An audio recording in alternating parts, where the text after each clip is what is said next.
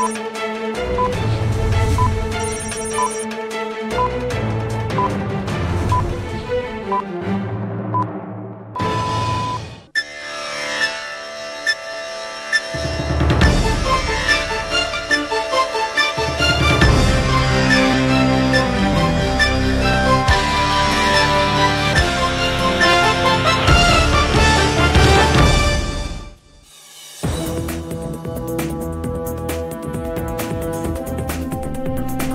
আলাইকুম, স্বাগত জানাচ্ছি চ্যানেল আই সংবাদ। আমি বিদিতা রাজা। শুরুতে জানিয়ে দিচ্ছি ফ্রেশ আটা ময়দা সুজি সংবাদ শিরোনাম। মাগুরায় দুদফা জানাজা শেষে হাজার হাজার মানুষের শোকের মাঝে হতভাগ্য শিশুটির দাফন, আসামিদের দ্রুত বিচারের আওতায় আনতে প্রধান উপদেষ্টার নির্দেশ। জাতিসংঘ মহাসচিব 4 দিনের সফরে ঢাকায় রোহিঙ্গাদের সঙ্গে ইফতারের পাশাপাশি জাতীয় ঐক্যমত্য কমিশন ও যুব সমাজের সাথে মতবিনিময় কর্মসূচি। এবং পিলখানা ট্র্যাজেডিতে নিহতদের ক্ষতি কখনোই পূরণ সম্ভব নয় বললেন সেনাপ্রধান। সেনাবাহিনী সবসময় জনগণের পাশে থাকবে মন্তব্য।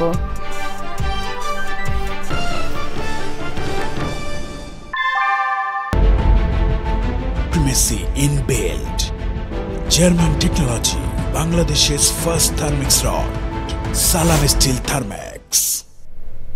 সংবাদ শিরোনামগুলো জানাচ্ছিলাম। এখনকার এই সংবাদ আয়োজন একই সঙ্গে চ্যানেলের ইউটিউব চ্যানেল এবং চ্যানেলের ওটিটি প্ল্যাটফর্ম আইস্ক্রিনে লাইভ স্ট্রিম হচ্ছে।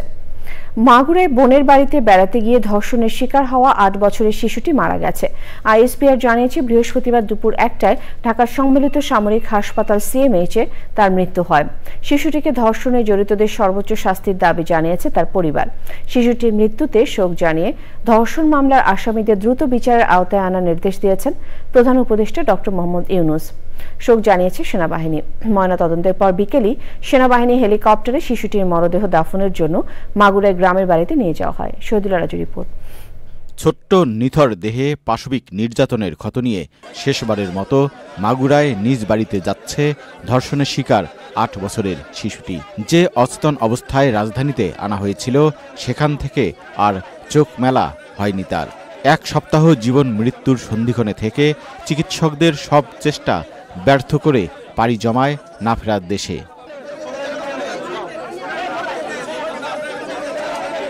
সন্তানকে মুমূর্ষ অবস্থায় ঢাকায় নিয়ে এসেছিলেন মা। আপ্রাণ চেষ্টায়ও বাঁচাতে পারলেন না নারী ছেঁড়া ধনকে। এখন তার একটাই চাওয়া, দোষীদের সর্বোচ্চ শাস্তি। ঘটনার দিন ওর আপার বাড়ি বেড়াতে গেছিল, বেড়াতে গেলে ওর আপারে ধরে মারিছিল, ওর আপারে ধরে মারিছিল বলে তখন আর কি ও কইছিল যে আমি তো কয়ে দেবো আমার মার কাছে। তখনই সেই রাত্রি এরকমের ঘটনা ঘটিছে। আমার অভিযোগ একটাই, ওর যখন ব্যালেটের কাটিছে ফাঁসতে মারিছে, ওই রকমের উগার আমি ফাঁসতে দেখতে চাই। এর আগে আন্তঃবাহিনী জনসংযোগ পরিদপ্তর আইএসপিআর জানায় বৃহস্পতিবার সকালে শিশুটির 3 বার কার্ডিয়াক অ্যারেস্ট হয়। 2 বার স্থিতিশীল করা গেলেও তৃতীয়বার আর হৃদস্পন্দন ফিরে আসেনি। দুপুর 1টায় সম্মিলিত সামরিক হাসপাতালে শেষ নিঃশ্বাস ত্যাগ করে সে।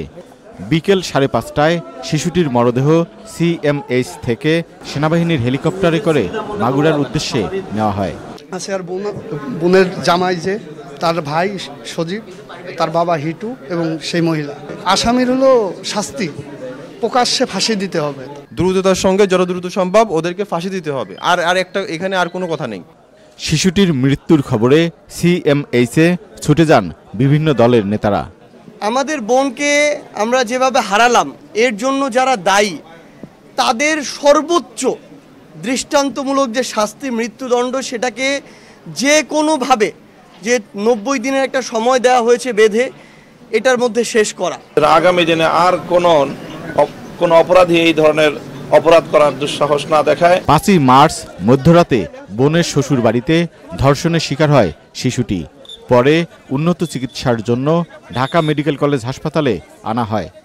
অবস্থার অবনতি হলে তাকে নেওয়া হয় ঢাকার সম্মিলিত সামরিক হাসপাতালে। Shahidullah Raju, channel I, Dhaka. মাগুরার হতভাগ্য শিশুর পরিবারের প্রতি সহমর্মিতা জানিয়ে এ ঘটনার নিন্দা জানিয়েছে বিএনপি। দলের নেতারা বলেছেন সারা দেশের মতো তারাও এ ঘটনার প্রতিবাদ জানিয়েছে। সংঘবদ্ধভাবে একটি মহল বিএনপির সুনাম ক্ষুণ্ণ করছে অভিযোগ করে দ্রুত নির্বাচনের দাবি জানিয়েছেন বিএনপি নেতারা। রাহুল রায় রিপোর্ট। আলোচনা সভার পাশাপাশি ইফতার মাহফিলেও যোগ দিচ্ছেন বিএনপি নেতারা। রাজধানীর সিদ্ধেশ্বরীতে রমনা থানা বিএনপির ইফতার মাহফিলে ঢাকা মহানগর দক্ষিণ বিএনপির শীর্ষ নেতাদের সঙ্গে যোগ দিয়েছিলেন বিএনপির স্থায়ী কমিটির সদস্য মির্জা আব্বাস। সেখানে বক্তব্য রাখেন তিনি। কয়েকদিন মৃত্যুর সঙ্গে লড়ে শেষ পর্যন্ত হেরে গেল। সিএমএইচে সে পরলোক গমন করেছে, সে মারা গেছে। আমরা তার আত্মবিধি, আত্মার মাগফিরাত কামনা করব। তার শোকসন্তপ্ত পরিবার, মা বাবা, আত্মীয় স্বজনের প্রতি সহানুভূতি জানাচ্ছি। এই শিশু ধর্ষণের প্রতিবাদে যেভাবে নেমেছে সারা বাংলাদেশ প্রতিবাদ করছে, আমি এবং আমার দল তাদের সঙ্গে একমত হয়ে আমরাও প্রতিবাদ করেছি। রাজধানীতে আরেক ইফতার মাহফিলে বিভিন্ন ইস্যুতে কথা বলেন বিএনপির সিনিয়র নেতারা। আজকে সংস্কারের নাম দিয়ে আজকে বিভিন্ন রকমের এই নির্বাচনকে বানচাল করার জন্য, নির্বাচনকে পিছানোর জন্য, নির্বাচনকে কোনোভাবে দেরি করানোর জন্য বিভিন্ন রকমের চক্রান্ত। যে নির্বাচনের জন্য মানুষ রক্ত দিয়েছে, আজকে রক্তের সাথে বেইমানি করা হবে যদি নির্বাচন যদি না করা হয়। যশোরে খুলনা বিভাগের ৬ জেলার নেতাদের সঙ্গে মতবিনিময় করেছেন বিএনপি চেয়ারপারসনের উপদেষ্টা আমানুল্লাহ আমান। হাজার হাজার নেতাকর্মীর রক্তের বিনিময়ে যে আজকে স্বৈরাচার ফ্যাসিস্ট খুনি হাসিনা মুক্ত বাংলাদেশ সৃষ্টি হয়েছে, গণতান্ত্রিক ধারায় দেশ ধাবিত হচ্ছে, সেই সকল শহীদদের বিচার হচ্ছে এবং তাদের সেই গণহত্যার বিচার, সেই বিচারও শেখ হাসিনা সহ তার সহযোগীদের ফাঁসি হবে। বিএনপি নেতারা বলেছেন শৃঙ্খলা বজায় রেখে দলীয় নেতাকর্মীদের সতর্ক থাকতে হবে। রাহুল রায়, চ্যানেল আই, ঢাকা। হাজার হাজার মানুষের শোকের মাঝে মাগুরা শ্রীপুরের সোনাইকুণ্ডিতে হতভাগ্য শিশুটির দাফন সম্পন্ন হয়েছে। এর আগে শিশুটির মরদেহ সেনাবাহিনী হেলিকপ্টারে নেওয়ার পর নোমানী মাঠে প্রথম নামাজে জানাজা ও নিজ বাড়িতে দ্বিতীয় জানাজা সম্পন্ন হয়। জাকি আক্তার রিপোর্ট। সন্ধ্যা ৬টার দিকে মাগুরায় ধর্ষণের ঘটনায় নিহত শিশুর মরদেহ সেনাবাহিনীর একটি হেলিকপ্টারে পৌঁছায়। মরদেহ বহন করা হেলিকপ্টারটি মাগুরা স্টেডিয়ামে অবতরণ করে। পরে সন্ধ্যা ৭টায় শহরের নোমানী ময়দানে শিশুটির জানাজা অনুষ্ঠিত হয়।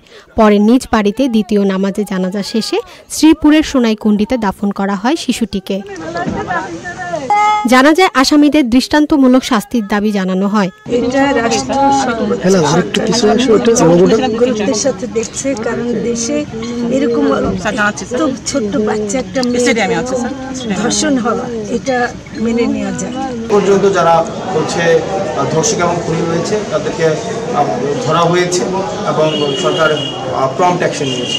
এর আগে শিশুটির মৃত্যুর খবরে বাবা ও ছোট বোনের আহাজারিতে ভারী হয়ে উঠে বাতাস।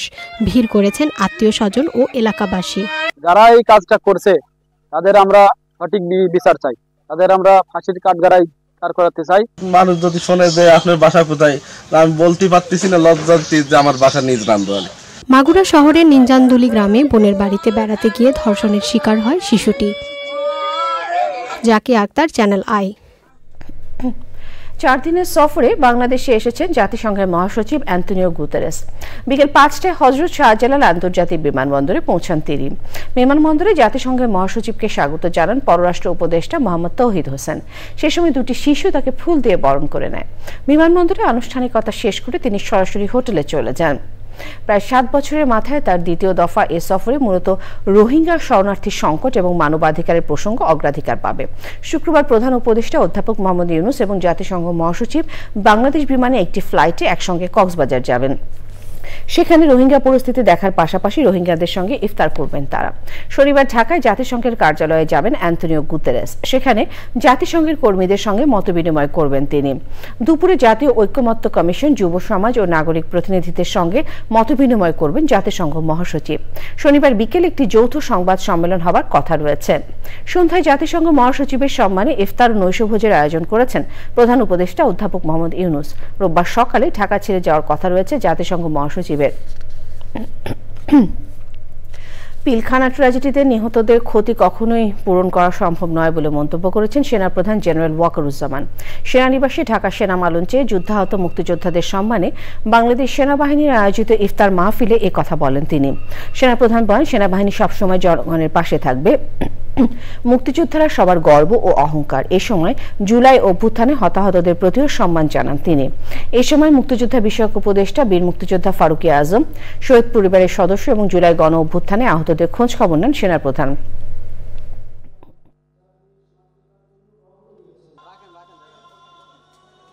একটি চক্রান্তের মাধ্যমে বাংলাদেশ সেনাবাহিনীর চৌকস মেধাবী, দেশপ্রেমিক ও অকুতোভয় 57 জন অফিসার, তাদের পরিবারের কয়েকজন সদস্য এবং একজন সৈনিককে অত্যন্ত নির্মমভাবে হত্যা করেছিল।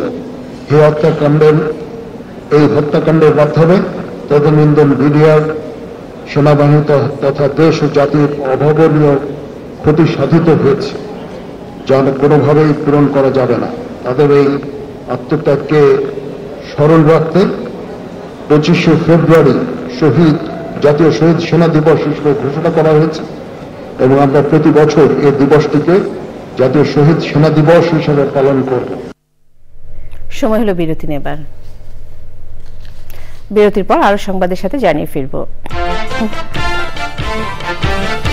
গাজায় 60 দিনের যুদ্ধবিরতি চুক্তি ও জিম্মি মুক্তির বিষয়ে যুক্তরাষ্ট্রের প্রস্তাব, বাস্তুচ্যুতির পরিকল্পনা থেকে ট্রাম্পের সরে আসার ঘোষণায় হামাসের স্বাগত।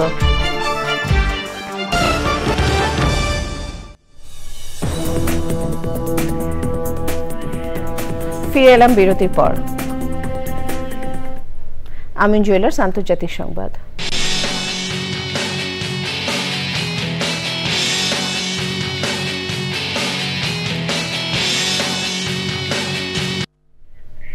কাতারের দোহায় ইসরায়েল ও হামাসের মধ্যে যুদ্ধবিরতি আলোচনা অব্যাহত রয়েছে। আলোচনায় গাজায় 60 দিনের যুদ্ধবিরতি চুক্তি এবং 10 জীবিত জিম্মির মুক্তির বিষয়ে প্রস্তাব দিয়েছে যুক্তরাষ্ট্র। আল জাজিরা এই তথ্য জানিয়েছে।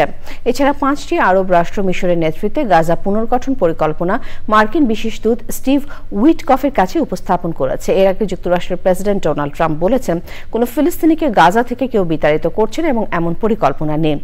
গাজার বাসিন্দাদের বাস্তুচ্যুত করার প্রস্তাবিত পরিকল্পনা থেকে সরে আসার ঘোষণাকে স্বাগত জানিয়েছে হামাস। এদিকে এখনো গাজা উপত্যকা অবরোধ করে রেখেছে ইসরায়েলি সেনারা। এতে গাজায় খাদ্য, জ্বালানি, ঔষধ সহ অন্যান্য প্রয়োজনীয় পণ্য প্রবেশ করতে পারছেন না। কৃষি সংবাদ।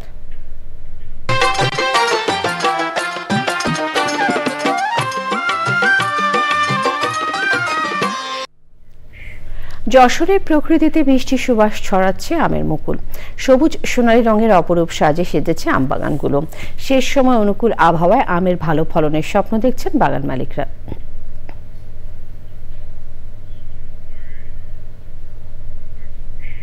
প্রকৃতি সংবাদ।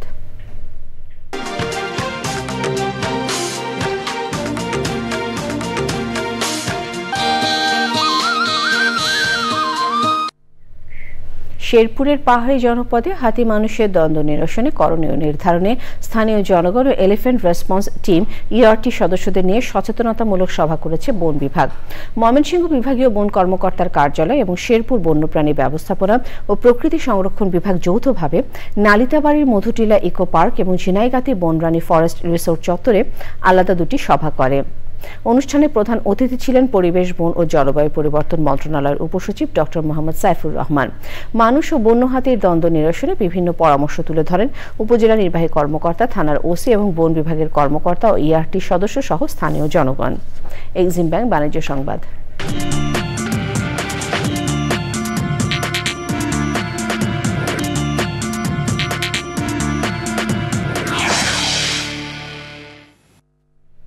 ঢাকা স্টক এক্সচেঞ্জের সপ্তাহের শেষ কার্যদিবসে লেনদেনে ঊর্ধ্বমুখী প্রবণতা দেখা গেছে। আগের কার্যদিবসের চেয়ে ডিএসইএক্স সূচক 9 পয়েন্ট বেড়ে 5225 পয়েন্টে দাঁড়িয়েছে। বেড়েছে বেশিরভাগ কোম্পানির শেয়ারের দাম। হাত বদল হয়েছে 394টি কোম্পানি, 414 কোটি 56 লাখ টাকা শেয়ার ও মিউচুয়াল ফান্ড, যা আগের কার্যদিবসের চেয়ে 38 কোটি 28 লাখ টাকা কম। এর মধ্যে দাম বেড়েছে 163, কমেছে 154টির এবং অপরিবর্তিত রয়েছে 77টি কোম্পানির শেয়ারের দাম।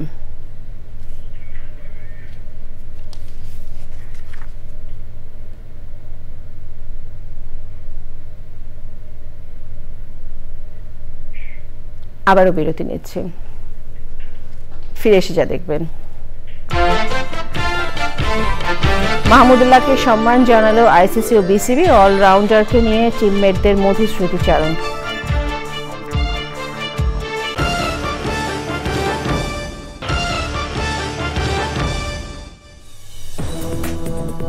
ফিরে এলাম বিরতির পর। প্রয়োজনীয় সংস্কার শেষে দ্রুত নির্বাচনের রোডম্যাপ ঘোষণা করতে অন্তর্বর্তী সরকারের প্রতি আহ্বান জানিয়েছেন বিএনপি সহ বিভিন্ন রাজনৈতিক দলের নেতারা। সন্ধ্যায় রাজধানী মালিবাগে বিশিষ্টজনদের সম্মানে গণ অধিকার পরিষদের ইফতার মাহফিলে বিএনপি স্থায়ী কমিটির সদস্য মির্জা আব্বাস অভিযোগ করেন, নির্বাচন ও সংস্কার ইস্যুতে বিএনপির মিত্রদের সঙ্গে কেউ কেউ কৃত্রিমভাবে বিরোধ তৈরি করার চেষ্টা করছে। সবাইকে নিয়ে একসঙ্গে কাজ করার কথা বলেন তিনি। গণ অধিকার পরিষদের সভাপতি নুরুল হক নূর এর সভাপতিত্বে ইফতার অনুষ্ঠানে জামায়াতে ইসলামী সহ ফ্যাসিবাদ বিরোধী আন্দোলনে সক্রিয় রাজনৈতিক দলগুলোর নেতারা ছিলেন। জুলাই অভ্যুত্থানের শহীদদের আকাঙ্ক্ষা ধারণ করে মানুষের অধিকার ও গণতন্ত্র প্রতিষ্ঠায় ঐক্যবদ্ধ থাকার আহ্বান জানান নেতারা।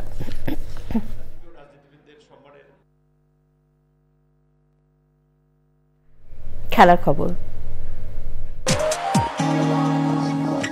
সবশেষে ফ্রেশ আটা ময়দা সুজির সংবাদ শিরোনামগুলো আরো একবার। মাগুরায় দুদফা জানাজা শেষে হাজার হাজার মানুষের শোকের মাঝে হতভাগ্য শিশুটির দাফন, আসামিদের দ্রুত বিচারের আওতায় আনতে প্রধান উপদেষ্টার নির্দেশ। জাতিসংঘ মহাসচিব 4 দিনের সফরে ঢাকায়, রোহিঙ্গাদের সঙ্গে ইফতারের পাশাপাশি জাতীয় ঐক্যমত্য কমিশন ও যুব সমাজের সাথে মতবিনিময় কর্মসূচি। এবং পিলখানা ট্র্যাজেডিতে নিহতদের ক্ষতি কখনোই পূরণ সম্ভব নয় বললেন সেনাপ্রধান। সেনাবাহিনী সবসময় জনগণের পাশে থাকবে মন্তব্য।